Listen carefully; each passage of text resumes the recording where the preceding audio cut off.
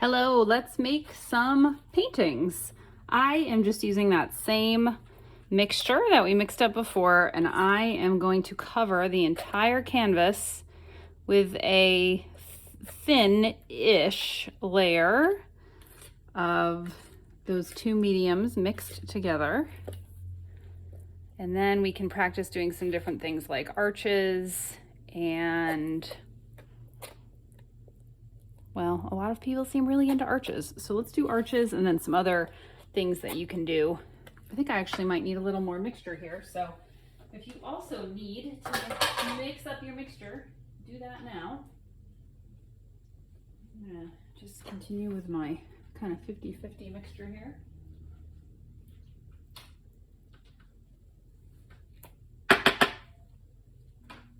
And I'll mix it all up. Do, do, do, do, do, do.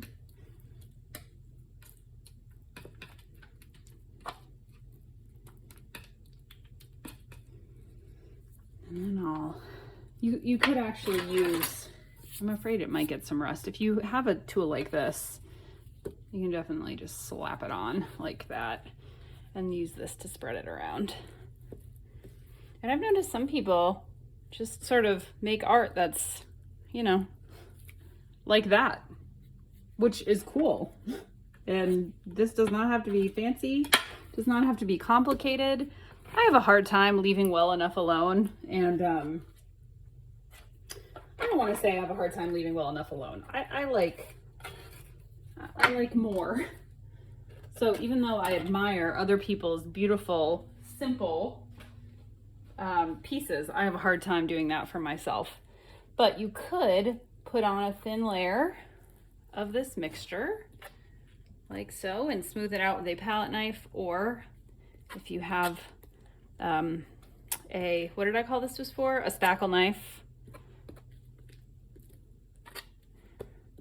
Then you could just make some shapes like this. You could just go like that and be like, look, there you go. There's your textured wall art. Boom, hang it on the wall. So we'll call that lesson painting number 1 from this lesson. And now I'm going to smooth it back out and just show you some different stuff that you can do. It does not need to be perfectly smooth by any means. I could not get it perfectly smooth if my life depended on it. All right, so, reasonably smooth. And I'm going to take my tile trowel. This time I'm going to use the square one. And let's do some arches. So all you do is you sort of line up your trowel with the edge, and you want to keep, I'm not doing a very successful job here. You want to keep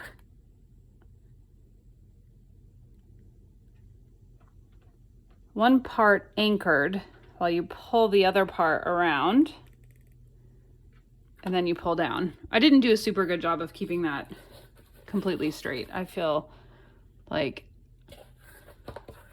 I could have done better, but all you have to do is scrape it off and start over. And I think I have said it several times. I see how popular arches are. It is not what calls to my heart, but I do want to show you the basic technique in case it calls to your heart. And this again is why we're using all white, because you can just kind of do it over and over again.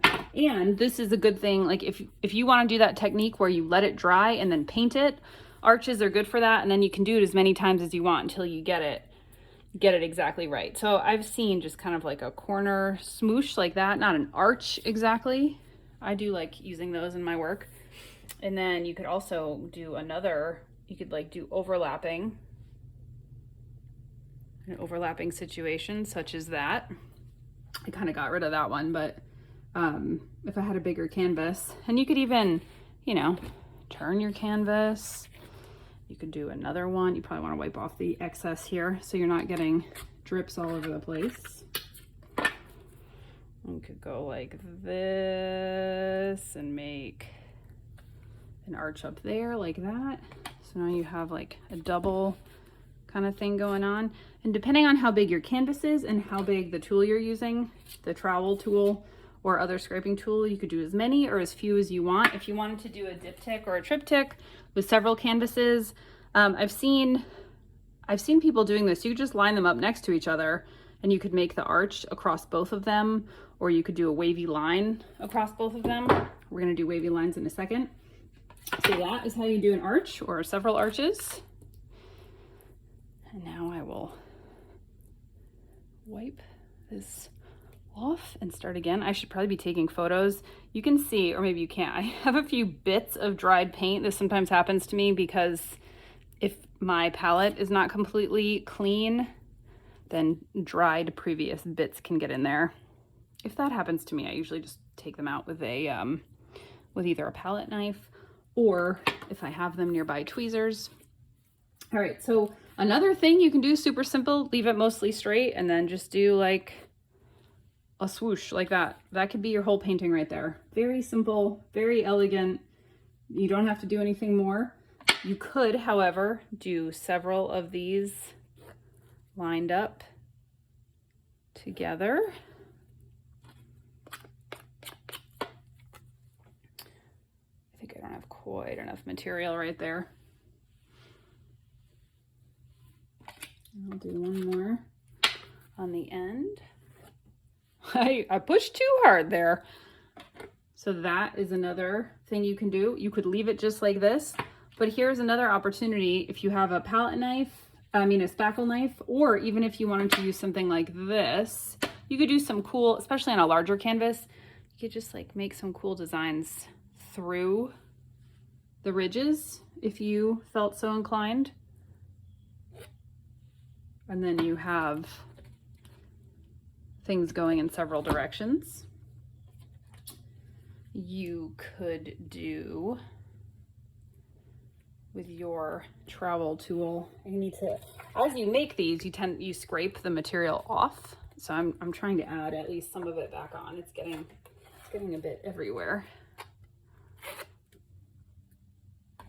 Something else fun that you could do if you wanted, once you smoothed that back on, is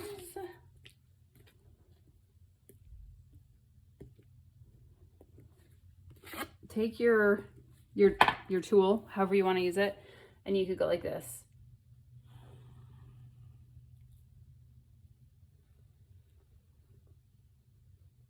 It helps if you have an exact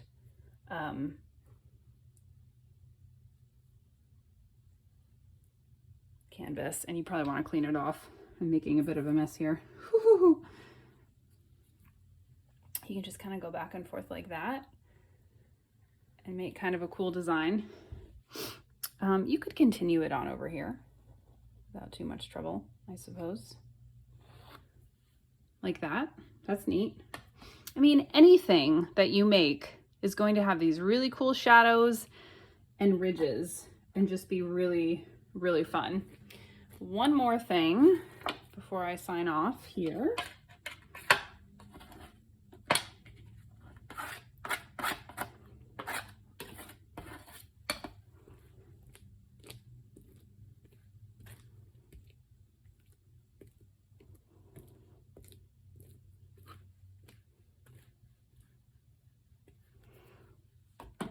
Is you could just make straight up and down ridges like so, and then you can again use a thinner palette knife like this and make different ridges going in different directions. Or you could use a wider tool like this and make cool lines going down it. The sky is the limit. This brings us to the end of this free mini class. If you would like to learn even more, learn how I mix gradients to make some more detailed paintings, to go through a whole process of making a more detailed palette knife painting, then you can come support me on Patreon for $3 a month and get access to more classes. I also talk about how to create from the present moment, to create using sort of your inner voice, your inner knowing. And I'm really big on just inner peace and creating from that space. So if you'd like more of that, come visit me on patreon.com/Jen Picicci, JenPicicci. And if you have made something after taking this little mini class, please share it and tag me at Jen Picicci. Bye.